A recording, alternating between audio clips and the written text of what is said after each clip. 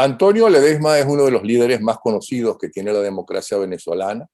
Ha tenido puestos importantísimos, es abogado, como ustedes saben, es político, ha sido alcalde y nada menos que es todavía, porque legalmente debería serlo, alcalde mayor, ha sido gobernador, ha sido diputado, ha sido senador.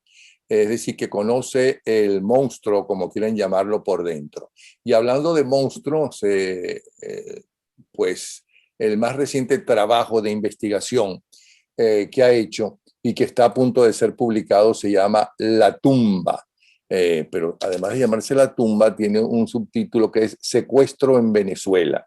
Y es que habla no solamente de la tumba o escribe sobre la tumba, sino sobre los principales sitios de reclusión donde torturan a los venezolanos.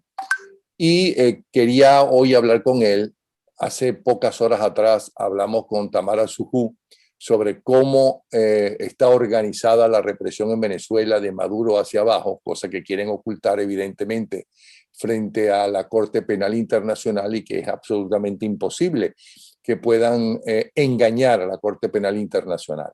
Pero vamos a ver qué nos dice Antonio Ledesma, dándole la bienvenida, sobre cuáles son los principales centros de tortura y cuáles son esas torturas y si es posible quiénes dirigen cada uno de los centros en este momento, para que el pueblo de Venezuela conozca quiénes los callan, quiénes le dan, quiénes utilizan el temor, el miedo para callarlo y para que sigan pasando hambre y para que no salgan a la calle a protestar. Así todos los días estamos mostrándoles a ustedes las diferentes manifestaciones, protestas que hay a lo largo del país día a día, porque las protestas no han terminado, y las razones de esas protestas gracias a otros venezolanos que también trabajan por el país y por la libertad. Bienvenido, Antonio Ledesma. Muchas gracias, Napoleón. Bueno, sí, en efecto, en lo personal muy complacido porque es un nuevo libro que sale del horno gracias a la editorial Almuzara, que se interesó en comprarme los derechos de autor. Ellos, el equipo editorial, seleccionaron como nombre La Tumba, porque allí hablo yo en ese libro de las diferentes ergástulas de las mazmorras, los calabozos que tiene a su disposición la tiranía de Venezuela para encarcelar, torturar y matar, como seguramente te lo habrá explicado con lujo de detalle Tamara Sujú, quien acaba de presentar un magnífico y contundente informe en la Organización de Estados Americanos. Y es bueno que este relato lo conozcan fuera de Venezuela para que sea el contraste con esa campaña de ensoñación que quieren vendernos a partir de estos últimos días, haciendo querer ver la mentira de que en Venezuela todo se está arreglando, que todo se está normalizando, que Maduro está evolucionando, que en Venezuela se están conjurando los problemas económicos. A la par o por encima de esta farsa está la cruda realidad, que tiene que ver con todos estos centros de reclusión. Algunos los conocí porque estuve recluido en ellos, como el caso del Helicoide, como el caso de Ramo Verde, y La Tumba, que indirectamente tengo que ver con ese edificio, porque cuando era alcalde del municipio Libertador, llegamos a un acuerdo con la Fundación Andrés Bello, que coordinaba el doctor Marcos Negrón. Los terrenos de la zona rental de Caracas son patrimonio de la Fundación Andrés Bello, adscrita a la Universidad Central de Venezuela, y asumimos un proyecto que denominamos la Isla del Este, que implicaba recuperar el Boulevard de Sabana Grande, la Gran Avenida, la Plaza Venezuela, seguir hacia el Parque de los Caobos, la zona del Ateneo, el Teresa Carreño, la Avenida Bolívar, recuperar los terrenos de la Hollada, del nuevo Circo de Caracas, hacia Caño Amarillo. Ese edificio, que ahora se usa como una cárcel, lo habíamos concebido como un centro de convenciones. Yo había estado en mi condición de alcalde del municipio Libertador en una conferencia en Madrid, invitado por el alcalde de entonces, Álvarez del Manzano, quien inauguró en Madrid un centro de convenciones, y yo me dije a mí mismo, bueno, ¿por qué Caracas no puede tener un centro de convenciones?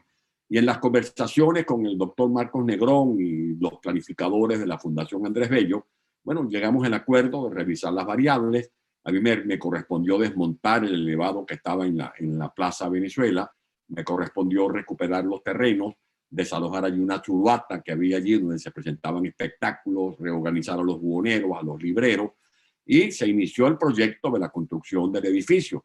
Ese edificio tenía previsto algunas salas de conferencias, unos pisos dedicados como cubículos, como espacios para realizar simultáneamente decenas de conferencias, y el final lamentable es que se ha convertido en una de las cárceles más tenebrosas, porque Hugo Chávez prácticamente expropió ese edificio, se cogió ese edificio, como se robaron también todo lo que se estaba construyendo en la zona rental, el centro comercial que estaba previsto con unas salas de exposiciones. Esa es parte de la historia de la tumba, y también podemos hablar la historia que quizás la gente no conozca del helicoide, que es cómo se consiguió el helicoide y cómo terminó siendo una cárcel el helicoide de Caracas. Hablemos del helicoide. El helicoide, fíjate que es un proyecto que comenzó un señor de apellido Roberto Salas Capriles. Fue un proyecto que deslumbró a mucha gente, incluso al señor Rockefeller. En ese proyecto trabajaron Salvador Dalí y también de una u otra manera Picasso. Y era un proyecto que para aquellos años era sin duda alguna impactante. Pues Y bien, también se habló y le gustó mucho a Burle Marx, por cierto. exactamente, correcto. Era un proyecto por la manera como se había concebido, un gran centro comercial, su forma como de caracol, cae la dictadura, se interrumpen las inversiones, los que en principio habían asumido financieramente ese proyecto.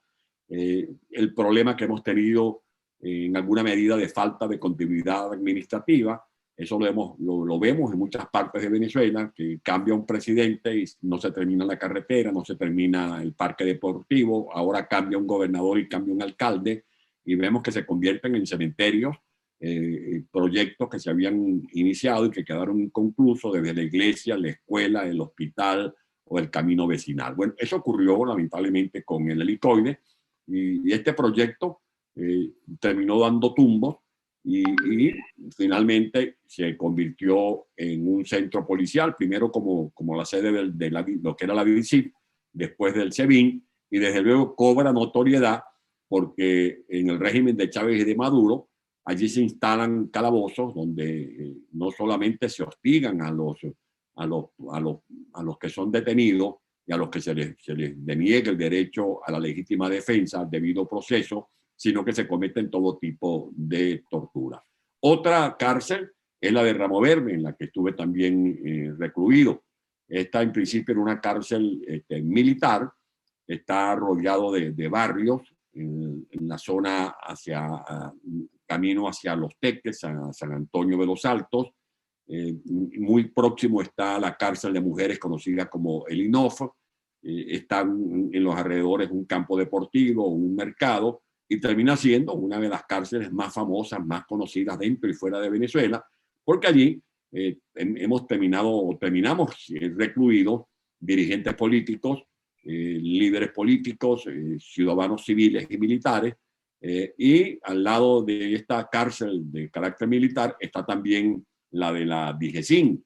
En la DIGESIN, como lo ha explicado muy bien, no solamente Tamara Sujú a través del Instituto Casla, sino también lo que pude conversar para este libro con Loren Salé, con los familiares del general Baduel. Recordemos que el general Baduel estuvo primero en la tumba, luego en el helicoide, lo dejaron morir en el helicoide. Loren Salé estuvo en la tumba, después en el helicoide. Allí hay celdas de torturas conocidas, por ejemplo, en el caso de la DIGESIN, como la jaula de los locos. Está una celda que llaman la pecera, el otro que es el tigrito o el cuarto oscuro. Eso va variando de acuerdo a las propias denominaciones que le asignan los que están detenidos. En este caso estamos hablando de militares. ¿Dónde estabas tú? ¿Dónde estabas tú detenido? ¿En cuál de todas esas celdas? Estuve en el helicoide y estuve en Ramo Verde. Pero aquí no me limito a narrar lo que en lo personal viví, sino que trato aquí de hacer un homenaje póstumo a los que fueron asesinados, a los que fueron torturados en estos otros calabozos, como por ejemplo la llamada Casa de los Sueños. Pero espérate un momentico, vamos por parte. Entonces, lo que quise preguntarte es que nos hablaras de cada una de esas, de esas cárceles que hay dentro de la DIGESIN. Una se llama no sé qué de los locos, otra, explícanos cómo es cada una de ellas y por qué se llaman así.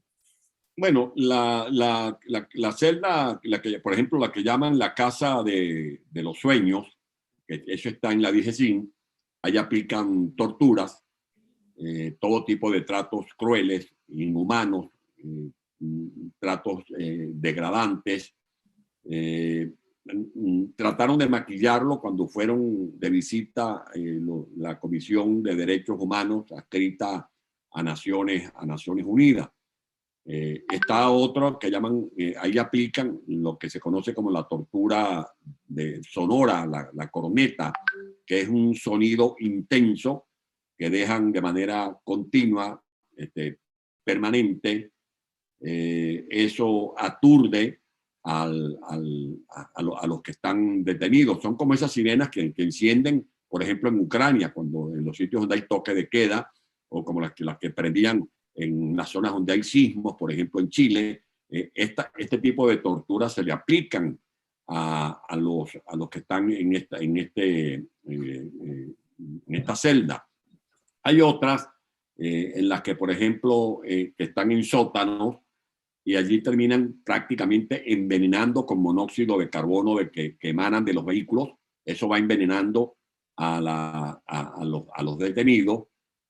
Además de las llamadas torturas blancas, que es que les dejan la luz encendida las 24 horas continuas. Están las torturas psicológicas, porque les dicen al preso, te vamos a perseguir a tu mamá, vamos a perseguir a tu esposa o a tu esposo, según sea el caso, le amenazan la vida de los hijos. Es una manera de estremecer psicológicamente a estos detenidos. Allí, en este tipo de ergástulas, está, por ejemplo, el coronel Osvaldo García Palomo. Es importante nombrarlos, Napoleón, porque si algo necesita un preso es no ser olvidado.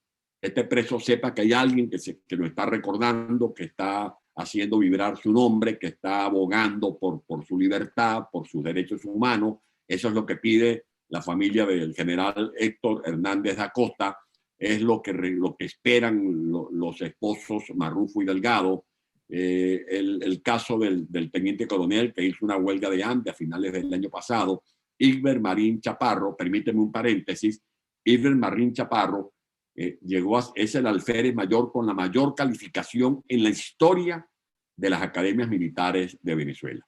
A ese ciudadano lo tienen todavía, lo pasaron ahora, creo que lo tienen en el Fuerte Tiuna, en lo que llaman la Venezuela de Antier, que es otro calabozo en la Venezuela de Antier. Pero volvamos ahora a lo que es otro calabozo en la DIGESIN, que los presos han denominado como la caja de muñecas, que es una especie de closet que está especificado en el informe de Tamara Sujú, que consignó en la OEA hace unos 15 días.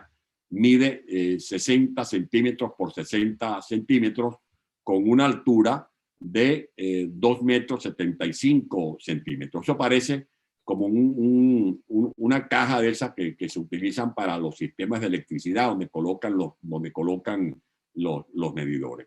Esto estamos hablando en los calabozos de la DIGESIN.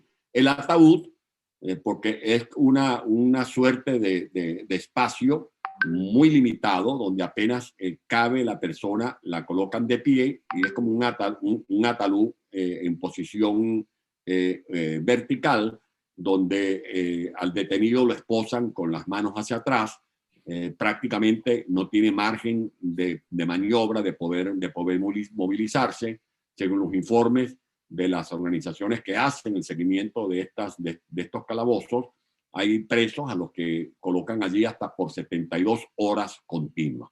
O sea, estamos hablando de verdaderos pandemonios a los que son sometidos estos seres humanos. Eso es el caso, por ejemplo, de lo que se conoce como los calabozos que existen en la DIGESIN. Eso está en boleíta. Y uno de los grandes torturadores es este señor de apellido Granco.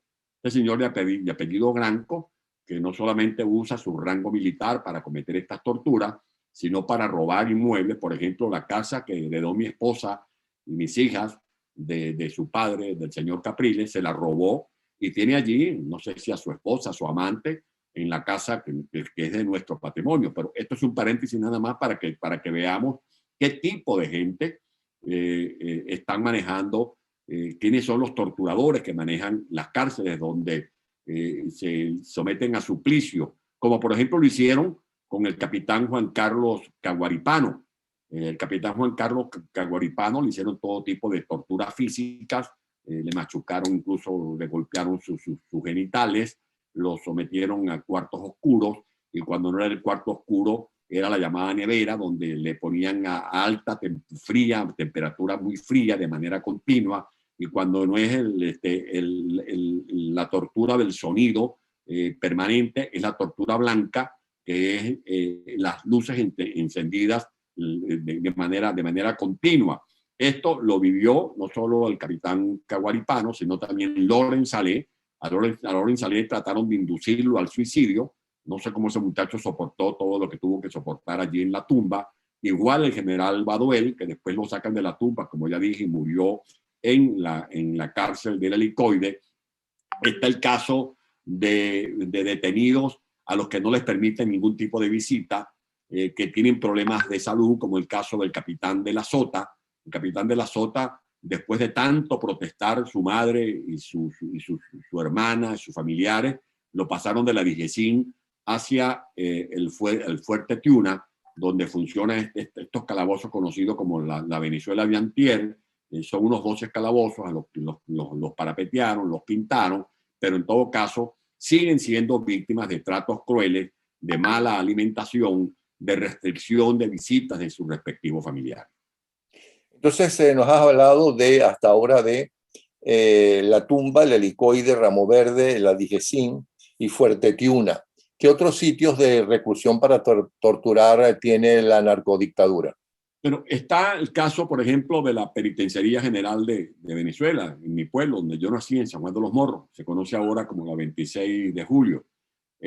Allí están detenidos acusando un gravísimo problemas de salud, como es el caso del coronel Gámez Bustamante. También está, además de esta cárcel de San Juan de los Morros, la conocida cárcel de La Pica. Allí hay un anexo militar, estamos hablando del estado Monagas. Allí hay, por supuesto, no hay las condiciones mínimas que puedan garantizar la vida y el trato, por lo menos digno, al que tiene derecho cualquier ser humano. Esos serían las principales sitios de reclusión para tortura, por lo menos oficiales grandes, porque tengo entendido que también hay casas particulares que están convertidas exactamente, medio escondidas, exactamente para la tortura. Sí, claro, hay el caso de la Mariposa. Eso es un lugar que usa este Granco, el torturador Granco.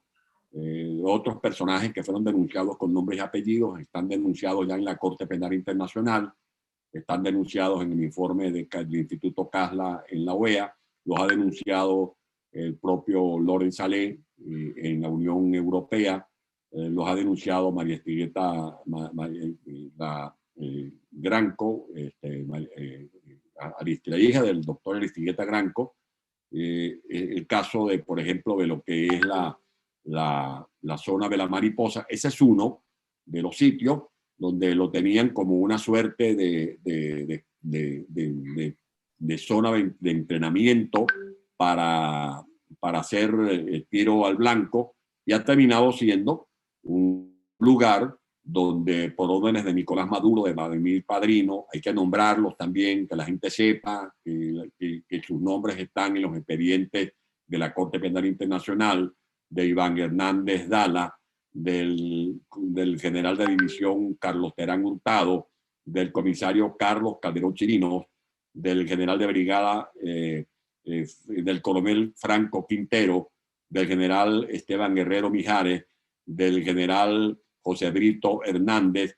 Todos esos nombres tienen que ver con el confinamiento en condiciones infrahumanas, donde la gente la meten hasta 21, 22 detenidos en una celda pequeña, metidos 35, 40 días, 35 días, con 40, 50 días continuos en el llamado cuarto de los locos.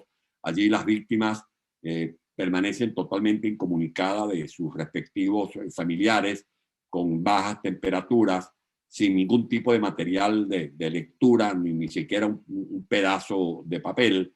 La alimentación es escasa.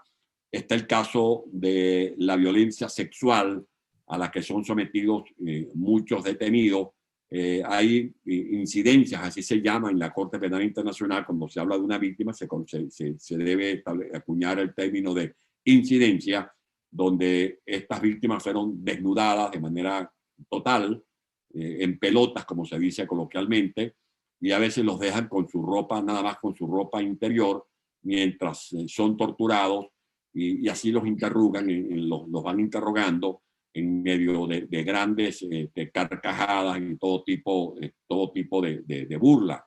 Está el uso de sustancias que irritan la piel, le van rociando el cuerpo, por ejemplo, con el polvo ese que tiene que ver con los químicos que usan para las bombas lacrimógenas, otro tipo de sustancias que le generan problemas de irritación en la piel, posiciones forzadas, los colocan boca abajo, esbirros saltan sobre las espaldas de estos detenidos, los vendan, el tipo de ahogamiento, es el uso de la asfixia con agua, así como lo que se ve en las películas, eso que colocan a la víctima, le ponen un paño en la cara y luego lo echan agua. En Venezuela no es película. Así ahogaron y torturaron al concejal Fernando Albán, y después que se les murió, lo lanzaron del piso 10 del edificio de la tumba y dijeron que el concejal Albán se había secuestrado. Además del ahogamiento, está la fractura que le generan, por ejemplo, así torturaron al capitán de corbeta Rafael Acosta Arévalo, lo colgaron de un árbol, eso fue en la zona por la Mariposa, le daban palos con bates o con tubos, con cabilla, en los costados, le reventaron las costillas, le reventaron los fémur, los tobillos, le disparaban cerca de los tímpanos, de los oídos, para reventarle los tímpanos. Eso es el tipo de azote. Hay otros presos a los que les aplican descargas eléctricas con cables y baterías de automóviles. Esto está también detallado, suficientemente documentado.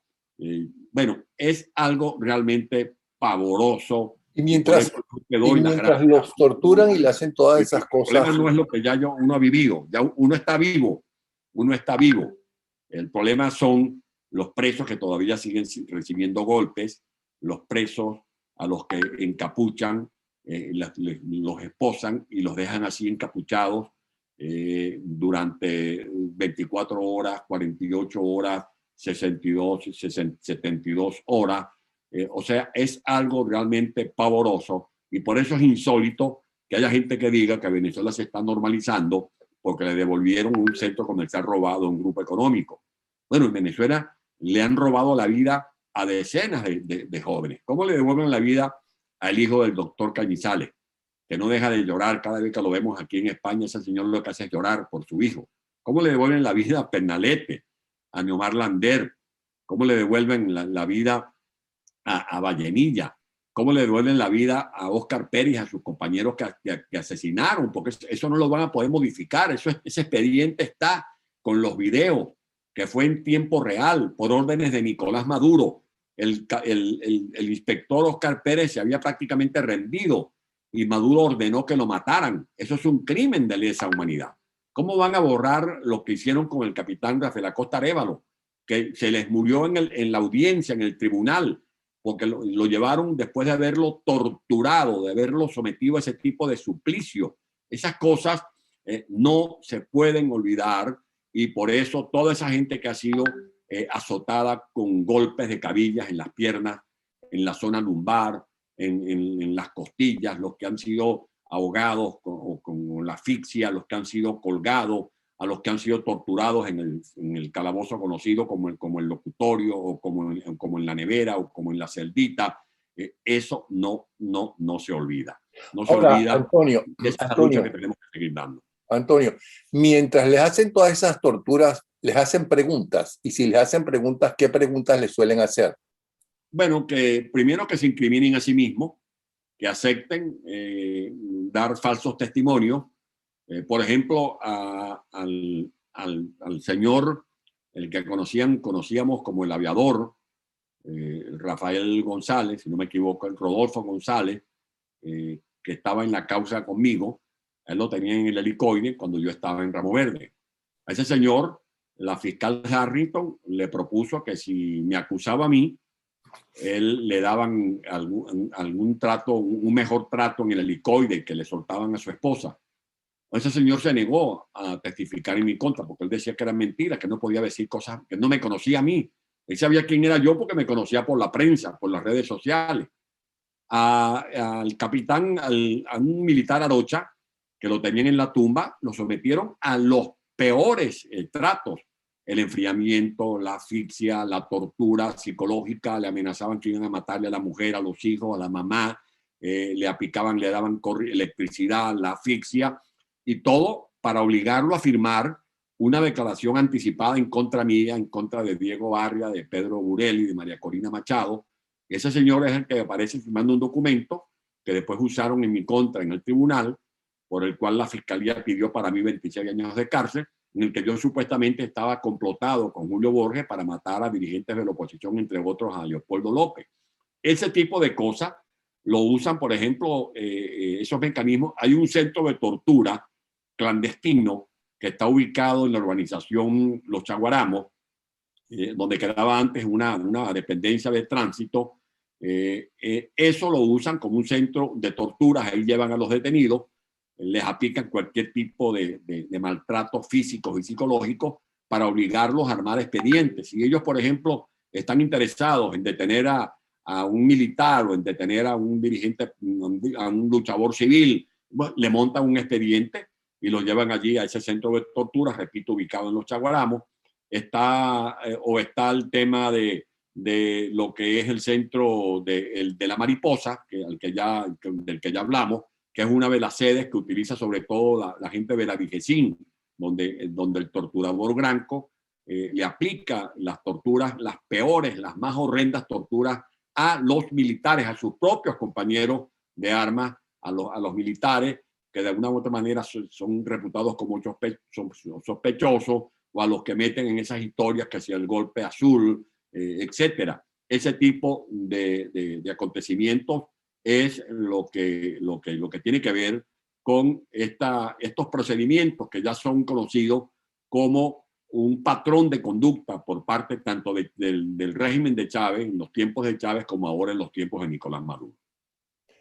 Bueno, terrible todo lo que has contado, muy lamentable, y eso es solamente por encima lo que cuentas y detallas en este libro que va a salir tuyo, que lleva por título La Tumba, que es el nombre de una de las diferentes, vuelvo a repetir, sitios de torturas que tiene la narcotiranía venezolana. ¿Para cuándo es la salida de este libro? Bueno, ya está saliendo de imprenta. Vamos a presentarlo oficialmente el próximo 4 de mayo. El alcalde de Madrid, el doctor José Luis Martínez Almeida, nos va a hacer el honor, que más que a mí es un honor a los presos políticos, un reconocimiento a la lucha de los presos políticos, civiles y militares. Lo vamos a presentar a las 7 de la noche en el Palacio de Cibeles, o sea, en la sede de la Alcaldía de Madrid, el próximo 4 de mayo.